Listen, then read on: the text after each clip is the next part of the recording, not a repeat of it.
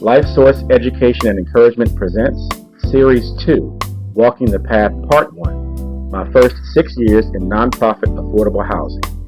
This is Episode 3, titled Strolling the Mesa, Year 5. Hello friends and fam. For those of you following my series, welcome back. If you're a first-time visitor, I'm glad you're here. I hope you check it out thoroughly and enjoy what you find. I normally begin by sharing a recap of where I am in the arc of transformation, and at this point in time, it is as follows. It's now 4 years after the Million Man March, where I had a spiritual experience, an epiphany and transformation, if you will, and began to walk a new path in my life. I spent the first 2 years of that training and growing, learning how to be a good affordable housing manager, but I made great sacrifices in my personal life along that path. And in the most recent 2 years, I was dealing with tough challenges, specifically taking on a brand new lease-up community that was going to test to see if I converted what I learned on paper into what I could actually do on the ground. And it was challenging in many ways, and particularly because I was doing it alone. In case part of the title escapes you, let me give you the definition of a mesa. It's an isolated, keyword, relatively flat-topped natural elevation. Can also be a broad terrace with an abrupt slope on one side, in my case, 2 sides. And how is that pertinent? Well, it's a status I reached after a long climb. 4 years of effort and work on a brand new path, relearning how to be to get to this point. I'm at a high point in my experience as an affordable housing manager, and the ease of movement is now going forward. I'm kind of coasting, if you will, having gotten a lot of things done. And while I'm moving forward, I'm not really continuing to grow or move upward. And I'll talk more about that momentarily.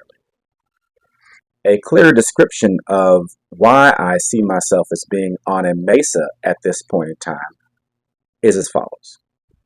Years 5 and 6 after the march, I matured to fulfillment through the following. Successfully managing affordable housing resident and community relations in a hostile neighborhood. Receiving and hosting a supportive housing program and its service team. And amazingly enough, finding love again after having abandoned it previously. So there I am, a changed man, having lost some things and gained some things. I was doing good management work, and I can measure that in this particular health group. The community itself, the mission, and the money. I was achieving the mission. The property was sustaining itself financially, and I was doing okay financially as well. Resident relations. I developed a good relationship with the resident population. There was mutual respect. After a lot of bumpy experiences, after a lot of challenges on how best to be connected to them while maintaining a respectful distance, had sort of, simmered into a nice little soup, if you will. And the relations with the community were good. I'm not saying everybody was buddy-buddy, because there was still some racial disparity in terms of perspectives about supremacy. But that being said, the people who lived around this community recognized that the folks here were not a threat, that we weren't changing their way of life, we weren't bringing the situation down, we were coexisting peacefully. The property itself had a relatively peaceful environment, and the neighbors began to see that. The interactions were smooth and mostly non-hostile, and I'd sort of settled into a very comfortable way of being in that set of relationships. Having a healthy community, good relations within the community and good relations with the neighbors, requires that the key person have a reasonable level of health. So first I want to talk about my professional health. I feel like it was at a really good, the best level ever, actually. I had some respect from the residents, many of them that I worked with. I asked them to call me Eric, to keep things on a more personal and social level. Many of them insisted on calling me Mr. Rhodes because they said I had earned that level of respect from them. So that's something I received with a measure of humility. What was interesting is once I'm at this point, and I know as much as I've ever known about how to do this work, how to be in this work, it really exposed to me there were a great many things I did not know that could be known. But I wasn't on a path to learning those things. I felt like I was just kind of coasting intellectually, and it felt weird not to be growing for the first time in 4 years. A member of the service team, which I'll talk about in a few minutes, uh, turned out to actually become a very good friend of mine. Some people don't think that men and women can have platonic friendships, but we really had something special. We were intellectually compatible, socially compatible. We got along really well, and we were supportive with each other. So it was nice to possibly for the first time ever have a genuine platonic friendship with a woman I respected. That was good for me, and I'd like to think good for her. Obviously, my need for romance wasn't just zero, but I had discovered internet dating, and I was casually in a relationship with a woman who lived 3 hours away. It was interesting to say the least. Be that as it may, I was still missing some things. Despite dating someone romantically and having a good platonic friend, I felt something I needed wasn't there. I had this sense of yearning, but I wasn't able to put my finger on exactly what that was. I was continuing to strive towards things that I didn't know what they looked like. Um, it's weird to try and find something when you don't know exactly what you're looking for. You're kind of moving around, just believing that it'll feel right when you locate it. In the meantime, I was trying to fill those spaces with things I call empty calories, sort of like eating dessert rather than meat and vegetables. I was passing the time, I was having a good time, but I wasn't feeling fulfilled by anything outside of the work I was doing. Not much different from my emotional health was my physical health. Being isolated too often meant I spent a lot of nights on the couch watching TV. I certainly overindulged in my favorite six pack, Michelob, and I was definitely beginning to spread around the middle. So, yeah, I was perplexed, pickled, and pudgy a lot of the time. I like to think it didn't affect the work that I did, but I certainly couldn't be my best self with those conditions. Just when I thought I'd seen it all, I got word that the local supportive housing program that my organization ran were going to move their support team over into the offices I occupied. It happened to be a pretty good sized little building with multiple office spaces, meeting spaces, bathrooms, etc. So I was told they were coming over, and I was kind of excited about that because I'd spent several years working in the office alone, and I was looking forward to having some company. I also had a sense that I would be learning some new things. I had done a little bit of work with individuals coming out of that homeless transitional program, but not a whole lot. And I just had a sense there was a lot more to be learned, and that I would do so with this group of supportive professionals around me when they got there. So, with the arrival of this supportive housing program, my role expanded. I was now hosting them, providing services to them on site. I was helping them to serve the most vulnerable in our community. I believe the program took in women who were escaping domestic violence, and so that was a whole new world for me to learn in. And I really liked the idea that I was helping those who were helping the most vulnerable.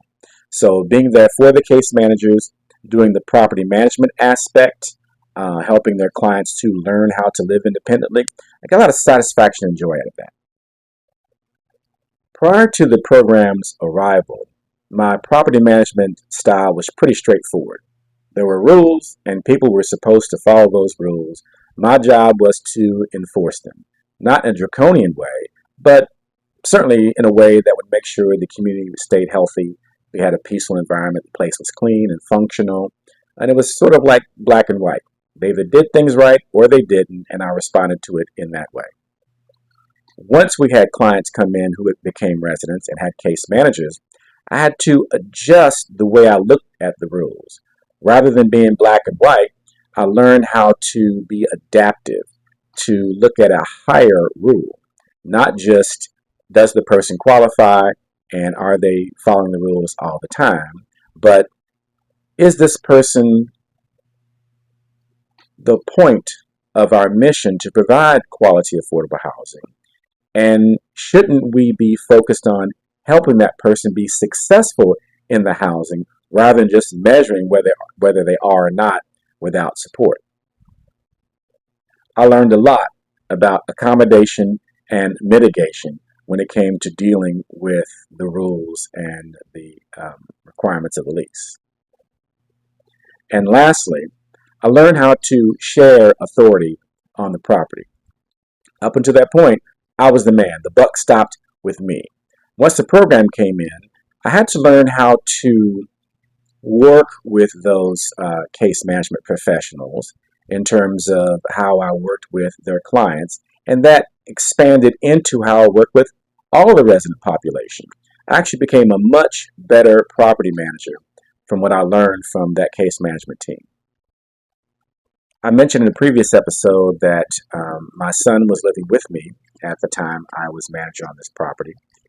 And while I feel like I was doing a decent job of being a single dad, I really couldn't give him everything that he needed. And I really couldn't shelter him from the siren call of the streets, if you will. At around 15 years old or so, he decided he wanted to go back and live with his mom. Knowing the boy as I did, I understood that what he was looking for was a less strict environment, a place where he could kind of do what he wanted. I'm not saying his mom didn't have rules or enforce anything, but I was definitely more strict. And he wanted to get out of the environment to do something else. Honestly, I experienced a lot of feelings of rejection, feelings of not being good enough. Not his fault. Those were my interpretations, how I saw myself, but it was really emotionally difficult. You could say that I was re experiencing a sense of failure. I got into affordable housing. I ultimately let go of the relationships that I had. I was being successful in affordable housing now and thought I was being successful raising my son. And when he wanted to leave, I felt like that was another personal relationship failure. And it's difficult to hold two views of oneself in one's head at the same time when they're polar opposites. For better or for worse, on the plus side, when he moved back with his mom, I did have less responsibility on a day-to-day basis. And I suppose that freed up some personal resources to apply to the work situation. It did make me happier, though. I'm sure you've heard the old adage that nature abhors a vacuum. Well, not long after my son moved out, turned out my dad was being paroled from prison. He had the option of going to a halfway house, but he also had the option of being placed in the custody of a family host.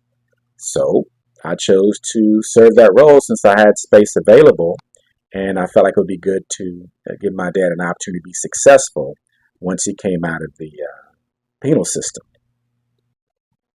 It started off really well. We did some connecting. He helped me get perspective on my son's choice to move out. I felt a lot better about it once I got his sage advice on the issue. At the same time, my dad had been institutionalized for a long time, so I helped him to reacclimate to regular society. So it was kind of like I was parenting my own parent in a lot of ways. And that was kind of a weird feeling, but it also felt good, like I was achieving something after having failed at something. That being said, my responsibility levels went back up. I didn't have a child in the house, but I did have another person for whom I was legally responsible. Um, so that was kind of challenging for me. So even as all this was happening, growth on the job, hosting the supportive housing program, my son leaving, my dad coming back, I found myself having serious feelings for women I hardly even knew. A new staff member came on board to work in the offices, the main offices, and I met her for the first time, and I experienced that spark. You know how when you see someone, you haven't heard their voice, you haven't had any real interaction with them yet, but you see them before they see you, and you feel a little leap in your heart. That's that's what I experienced. Of course, I ignored it because it wasn't logical, it wasn't reasonable or rational. And yet, as we spent more time together in various meetings and working together on things, I thought her voice was musical. I thought her eyes twinkled. I loved her sense of humor. And I just felt really good around her all the time. So my feelings continue to grow, even as I continue to deny them to maintain a level of professionalism. Despite that, my life felt brighter with her in it. She didn't necessarily know that. Maybe she did. Women can sense these things. But it was definitely true. And it felt really wonderful. Unfortunately, even as we sort of flirted, had like the little dance of moving closer, moving back away, I discovered that she did, maybe we both did, suffer from kind of an avoidant attachment style, where we have feelings for someone, we kind of want to be with that person, but we don't trust ourselves or them or the situation to be stable, so we're sort of afraid to take the leap. And that's a weird kind of anxious status to be in for a period of time. Yet there I was, and feeling good about it nonetheless. So here I am, my overarching situation of responsibilities, the web, if you will. I had a stable community. I was respected in my organization. I had good relationships. I was making a contribution, and I felt really good about my work life. I had a new girlfriend, and it was really new. Even though it was slightly avoidant in the way we were attached to each other, it was pretty fantastic, and I liked that. I was parenting from a distance again, and that brought its own challenges, but it was better than not parenting at all. And with my dad in my home, I had to sort of referee a bit between him and my mom. Their relationship going back over the decades was tumultuous at best. And of course, she was worried for my well being. My dad, unfortunately, had a history of criminal activity and substance abuse. And she was worried that I might be victimized in my naivety. So I kind of had to be a referee and all of that, even as I looked out for my own well being. So I had this full scope of responsibilities, things I was putting energy into, and a few things that were putting energy back into me. But just overall, lots of responsibility. So here I am, moving along this flat top mesa, the highest I've ever been in terms of work satisfaction and personal fulfillment. Um, Maybe waiting for the shoe to drop. I was fully confident in my role as a manager. I did have some shuffling in the family, but I felt good about where we all were. Finding love again was pretty fantastic, and I was floating a lot more often with that being true.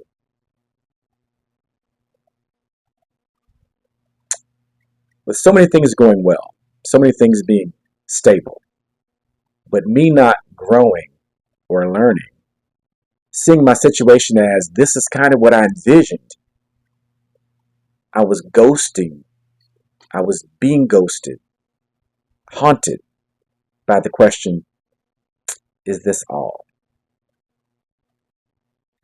Is this the best it can be? Am I in danger of going down from here? That was a genuine worry that I had. Things are good, but what about tomorrow? Kind of an odd way to exist. So in this period of time, what did I learn? I learned that even the best laid plans of mice and men oft go awry. Meaning, I had this path I was on. I had an idea what it was going to look like. Turned out to look very different than what I expected, but it was good. I really liked it. Some things didn't work out the way I hoped, like my relationship with my son. Some unexpected great things did happen, like my new girlfriend. But I certainly learned that one can plan, but one has to be okay with the plan not going exactly as laid out, embracing what unexpectedly goes well and accepting what doesn't, adapting and moving on. To pull an old quote from Star Trek, I found that having was not so pleasurable thing as wanting. I mean, I was striving to get to this place, and now that I was here, I still didn't really feel fulfilled. And I kind of missed that feeling of being on my way somewhere. I had arrived, in my own mind at least, and it felt a little stagnant, maybe. I'm aware of the truth that the only constant in life is change. And so each day I was kind of waiting to see if that shoe would drop, if you will, if something important would change. And sooner or later, it did. But it was weird waiting for it to happen. I also felt like I'd reached the end of who I was, like I had done all I could do, um, like I was growing inside of a shell, and now my growth was pressing me against the interior surfaces of that shell, creating sort of a quiet pressure that made things a little difficult. Uncomfortable, maybe, is the better word. Moving along, but not moving upward. Not what I was used to, but something I needed to accept, at least for that time being. My hopes for you. As this part of my story speaks to the difficulty of gain, loss, and changing circumstances, may it help you see that the extremes of life's cycles can be navigated without crashing as you journey towards changing for the better. As always, my reminder on building together. To support this labor of love, you may scan this QR code or copy and paste this link into your web browser. Coming soon, Season 3, Second Phoenix. Episode 1 is titled Down the Escarpment. This will be Year 6, the life quakes that I experienced. Thank you so much for being here, and God bless.